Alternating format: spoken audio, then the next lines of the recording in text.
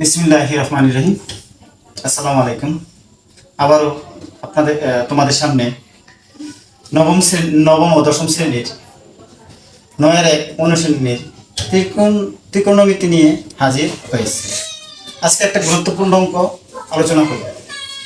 যেমন এখানে লেখা আছে tan a = 1/√3 হলে 2x² - sec² a by 2x² + sec² এর মান নির্ণয় করো। তবে উদ্দীপক হলো এটা, এই উদ্দীপক ধারায় যে 10 a = 1/√3 এটার দ্বারা এটা সম্পূর্ণ করতে হবে, এটুকু সম্পূর্ণ করতে হবে। উদ্দীপক দ্বারা এটুকু তোমার সম্পূর্ণ করতে হবে।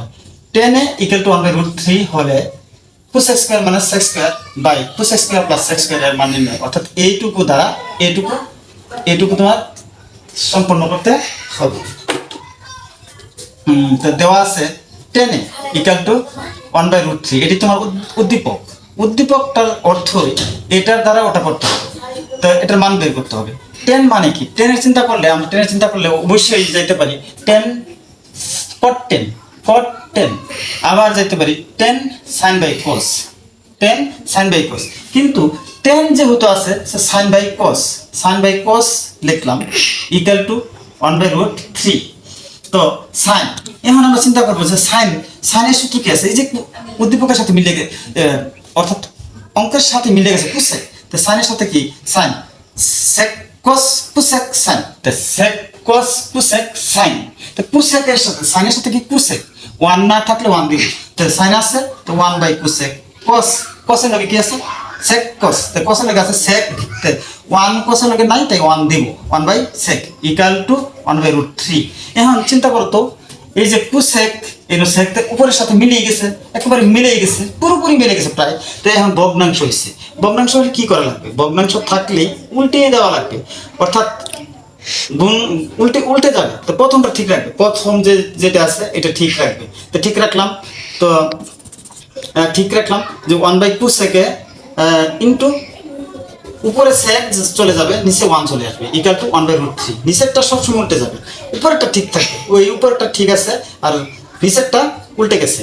এখন এই যে 1 দিয়ে এটা গুণ করো, 1 দিয়ে যাকে গুণ করো, যদি ওই জায়গায় সংখ্যা থাকে তো ওটাই লিখতে হবে। তো লিখলাম sec, আর এই জায়গায় আছে cosec 1, cosec এটা 1 এর গুণ করলে cosec = 1/√3।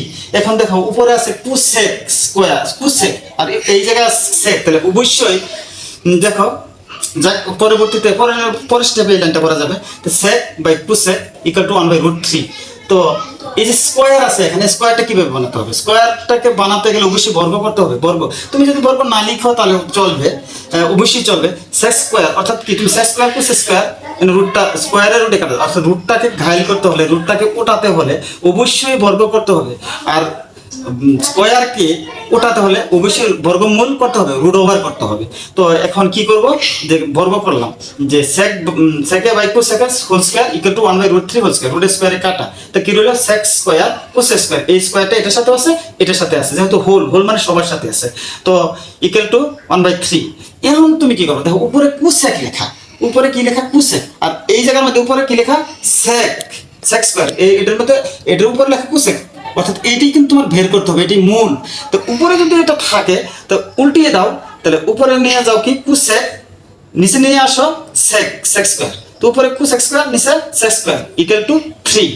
তো এখন দেখো এখানে কি আছে cos² - sec², তাহলে cos² + sec², মানে এটা একেবারে ইজি, মানে সহজ, মানে এটার অর্থ হচ্ছে যোজন বিয়োজন। যোজন অর্থ যোগ আর বিয়োজন বিয়োগ। তো উপরেরটা যোজন বিয়োজন অর্থ হলো উপরেরটা লিখতে হবে প্রথম। তো cos² মাইনাস, কেন মাইনাস দিলাম? উপরে মাইনাস আছে, যোগ বিয়োজন করতেছি, তো উপরে মাইনাস মানে বিয়োজন, তো নিচেরটা লিখলাম। তারপরে আবার উপরেরটা লিখবই, তারপরে কি যোজন করবে। যোজন মানে কি, নিচে যোগ আছে যেহেতু, এটার উপরে যেহেতু যোগ আছে সেহেতু যোগ sec², তো নিচেরটা sec², অর্থাৎ যোজন বিয়োজন করে। তো যোজন বিয়োজন 3 + 1 3 - 1 3 - 1 3 + 1। তো এখন তুমি কি করতে পারো, হয়ে গেছে এইটুকু তোমার কিন্তু এই জায়গায় হয়ে গেছে cos² - sec², cos² - sec², cos² + sec²। তো এটা হয়ে গেছে, কিন্তু এখন এটার মানটা কত আসে এটা দেখো।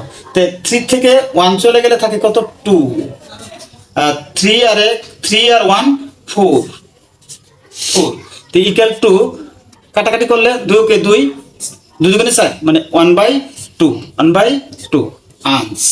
এখন টোটালি মূল কথা হলো তুমি যদি sec cos cosec sine cot tan এটা যদি রাস্তা দিয়ে গেলাম মানে মনে মনে বসে থাকলে কোনো জায়গায় বসে থাকলে মুখস্থ করলে সেক কোস সেকের সাথে কোস কুসেকের সেকের সাথে কোস কুসেকের সাথে সাইন কটের সাথে টেন এইটুকু যদি তোমার জানা থাকে একেবারে মনে সেক কোস সেকের সাথে কোস কুসেকের সাথে সাইন কটের সাথে টেন টেন সমান সাইন বাই কোস কট সমান cos by sin R sec square minus tan square equal to 1 cos square minus cot square equal to 1 sin square plus cos square equal to 1 অর্থাৎ সূত্রগুলি যদি তুমি মাত্র 1 day 3 বার করে 10 দিন অথবা 10 দিন পড়ো তা আজীবন অনেক দিন অর্থাৎ কি 10-15 বছর মনে থাকবে। 3 বার করে প্রত্যেক দিন 3 বার করে যদি পড়ো তার সূত্রগুলো তোমার মনে থাকবে। অঙ্কটা কতই যেতে হবে। টেনের সাথে কি আছে? টেনের সাথে আছে কি? টেনের সাথে অবশ্যই সাইন বাই কস আছে, সাইন বাই কস। না সাইনের সাথে কি আছে? তুমি সূত্র উপর সূত্র করে যাবে। সাইনের সাথে আছে কোসেক, তে 1 নাই 1 দিবে সাইন দাও। সাইনের সাথে কি আছে? কোসেক, তে সাইন 1 কোসেক। কসের সাথে কি আছে? সেক। তে কস আছে, শুধু কস আছে 1 তাহলে 1 দিব 1 সেক। এখন ভগ্নাংশ আছে, যেহেতু ভগ্নাংশ আছে সেহেতু উল্টে দিবে। তো এটা ঠিকই উপরেরটা ঠিক রাখবে, তারপরে নিচেটা উল্টে দিবে। উপরে গেছে সেক, নিচে 1 চলে আসছে, এই জায়গাটা ঠিক আছে। প্লাস যা আছে তার সমান ইকুয়াল টু 1/√3। তো সেককে সেক, কোসেককে কোসেক ইকুয়াল টু 1/√3। কিন্তু তোমার এই রুটকে উঠানোর জন্য তোমার টার্গেট থাকবে এখানে কেন আমি বর্গ করব, এই যে রুটটা আছে রুটটাকে যে কোনো মূলে উঠাতে হবে। রুটটাকে যদি রুট ওভারটা যদি তুমি উঠাও তাহলে অবশ্যই তোমাকে বর্গ করতে হবে। তাই বর্গ করলে কি সেক স্কয়ার হলো, কোসেক স্কয়ার হলো, রুট স্কয়ার কাটা 1/3। তো এখন তোমার 1/3 1/3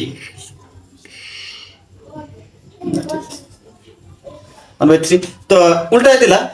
এটা কি উপরে কেন? এটা sec কোসেক কেন হলো? কোসেক উপরে চলে গেছে, sec নিচে এসে গেছে। এটা উপরে চলে গেছে 1 নিচে নেমে গেছে, মানে নিচের 1 এর বেশি একটা মূল্য নেই, কিন্তু অঙ্কের ক্ষেত্রে নিচে 1 সবসময় থাকে।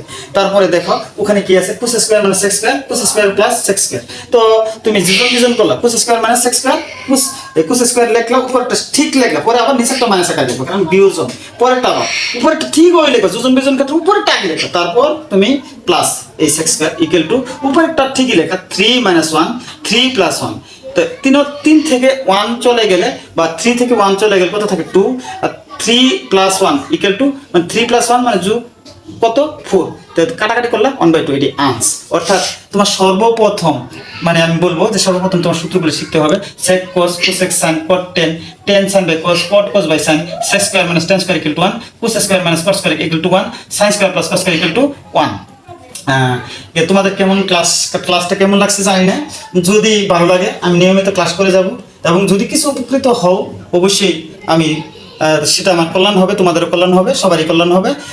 আবার পরবর্তী ক্লাসের জন্য তোমরা প্রস্তুত থাকো। আমি পরবর্তী ক্লাস নিয়ে আসবো ইনশাল্লাহ। এবং কি তোমাদের কাছে আমার একটা আবেদন, তোমরা সূত্রগুলো মনে রাখো। অর্থাৎ কি সৃজনশীল যত অঙ্ক আছে প্রায় 80% উপরে তুমি নিশ্চিত আনসার করতে পারবে, যদি তুমি সূত্রগুলো ভালোভাবে আয়ত্ত করতে পারো ইনশাল্লাহ। আজকের জন্য এখানে শেষ করলাম। তোমরা ভালো থেকো, সুন্দর থেকো এই কামনায় করি। আল্লাহ হাফিজ, আসসালামু আলাইকুম।